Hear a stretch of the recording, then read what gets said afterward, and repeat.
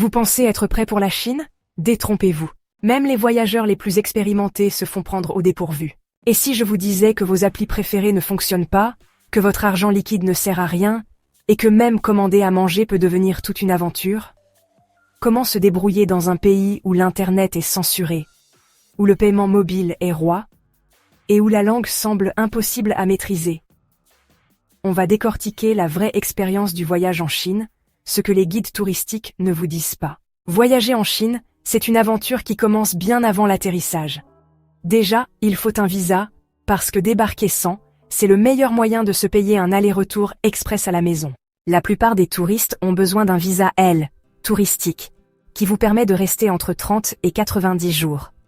Pour l'obtenir, vous devrez prouver que vous avez réellement l'intention d'aller quelque part, c'est-à-dire des réservations d'hôtel ou une lettre d'invitation de quelqu'un en Chine. Et ne procrastinez pas. Les délais de traitement varient de quelques jours à quelques semaines, selon votre chance, ou malchance, avec la charge de travail de l'ambassade. Maintenant, si vous faites juste une escale dans des grandes villes comme Pékin, Shanghai ou Guangzhou, vous pourriez être admissible à un séjour en transit sans visa jusqu'à 144 heures. En gros, c'est un laissez-passer gratuit pour explorer, tant que vous ne dépassez pas accidentellement la durée autorisée et que vous ne deveniez pas un immigrant clandestin par inadvertance. Une fois votre visa en poche, préparez-vous à affronter les douanes chinoises qui peuvent être, disons, assez minutieuses. Les médicaments, les grosses sommes d'argent étranger et certains appareils électroniques peuvent attirer l'attention. Et si vous aviez prévu de remplir votre valise de livres politiques ou d'objets religieux, réfléchissez-y à 2 fois. Ça pourrait vous attirer des ennuis. N'oubliez pas non plus qu'après votre atterrissage, vous avez techniquement 24 heures pour enregistrer votre séjour auprès du bureau local de la sécurité publique. Si vous êtes à l'hôtel, il s'en charge pour vous. Mais si vous logez dans un Airbnb ou chez un ami, félicitations, vous avez maintenant des papiers à remplir. Choisir la bonne saison pour visiter la Chine, c'est comme choisir ses batailles. Choisis bien où tu vas souffrir. Le printemps, de mars à mai, est magnifique, avec un temps doux et des fleurs en pleine floraison. C'est le moment idéal pour flâner dans Hangzhou, Suzhou ou Guilin, sans se transformer en flaque de sueur. L'automne, de septembre à novembre, est un autre excellent choix, avec son air frais et ses paysages dignes d'une carte postale. Envie de voir la Grande Muraille sans s'effondrer de chaud? C'est la saison parfaite. Alors, l'été, de juin à août, c'est une autre histoire. Il fait chaud, humide, et c'est blindé de touristes, surtout à Shanghai et Guangzhou. Le bon côté des choses, c'est aussi le meilleur moment pour visiter le Tibet et le Xinjiang, qui sont trop froids le reste de l'année. Le hic? Ça tombe pendant les vacances scolaires, donc attendez-vous à une foule de monde. Ensuite, il y a l'hiver, de décembre à février. Pékin et Harbin se transforment en terre gelée, mais si vous aimez les températures en dessous de 0, vous allez kiffer le festival de glace de Harbin. Pendant ce temps, des endroits comme Hong Kong et Kunming restent doux. Parfait pour ceux qui préfèrent garder leurs doigts au chaud. Un truc important à éviter? Les pires cauchemars pour voyager en Chine. Le Nouvel An chinois en janvier ou février, et la Golden Week du 1er au 7 octobre. Des millions de personnes voyagent pendant ces vacances, les prix flambent, et les gares deviennent de véritables champs de bataille. Si vous aimez la souffrance, allez-y, réservez votre voyage pendant ces périodes. La Chine, c'est immense, genre, incroyablement grand. Votre itinéraire commencera probablement à Pékin, où se trouve la cité interdite, la place Tiananmen, et bien sûr, la Grande Muraille. C'est là que l'histoire ancienne rencontre le chaos moderne, avec des stands de street food juste à côté d'énormes centres commerciaux. Et puis, il y a Shanghai, où des gratte-ciel ultra-futuristes surplombent des sites historiques, comme le Bund. C'est une ville où tu peux siroter des cocktails sur un rooftop, et ensuite, te prendre des raviolis dans la rue pour 1 euro. Un paradis pour les accros du shopping, les gourmands, et tous ceux qui aiment avoir l'impression d'être dans un film de science-fiction.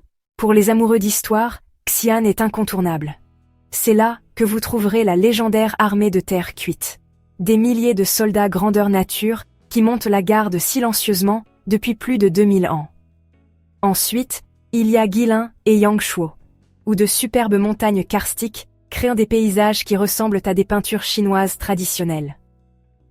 La meilleure façon d'admirer tout ça? Une promenade en bateau lente et paisible sur la rivière Li, Les amateurs d'aventure adoreront Zhangjiajie, où se trouvent les véritables montagnes flottantes qui ont inspiré Avatar.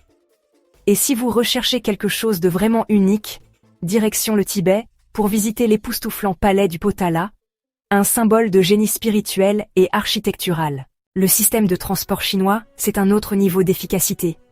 Enfin, la plupart du temps. Les trains à grande vitesse rendent les voyages à travers le pays super faciles, avec des vitesses allant jusqu'à 350 km/h. Ça veut dire que tu peux faire Pékin-Shanghai en seulement 5 heures, ce qui est plus rapide, et bien plus confortable, que l'avion. Pense bien à réserver tes billets en avance, surtout pendant les vacances, quand on a l'impression que toute la population se déplace en même temps. Pour les trajets plus courts, le métro et le bus sont vos meilleurs alliés. Les grandes villes ont des métros au top, mais si vous êtes nouveau en Chine, vous allez passer un bon moment à déchiffrer les noms des stations. Les applis de VTC comme Didi fonctionnent super bien, mais à moins que vous ne parliez mandarin, une appli de traduction sera votre bouée de sauvetage pour expliquer où vous voulez aller. En parlant d'avion, les vols intérieurs peuvent être une option pour les longues distances, mais attendez-vous à des retards. Beaucoup de retards. Si vous allez dans des régions reculées comme la Mongolie intérieure ou le Yunnan, par contre, prendre l'avion est parfois la meilleure solution. La culture chinoise est basée sur les traditions, le respect et l'art de ne pas faire de vagues. Le respect des aînés, sauver la face et éviter la confrontation, c'est super important ici. Un simple geste comme donner quelque chose à 2 mains plutôt qu'à une seule peut faire bonne impression. Les pourboires? Pas vraiment la coutume, sauf dans les hôtels chics ou avec les guides touristiques privés. Vous mangez au restaurant? Les plats sont généralement servis à la manière familiale, alors préparez-vous à partager.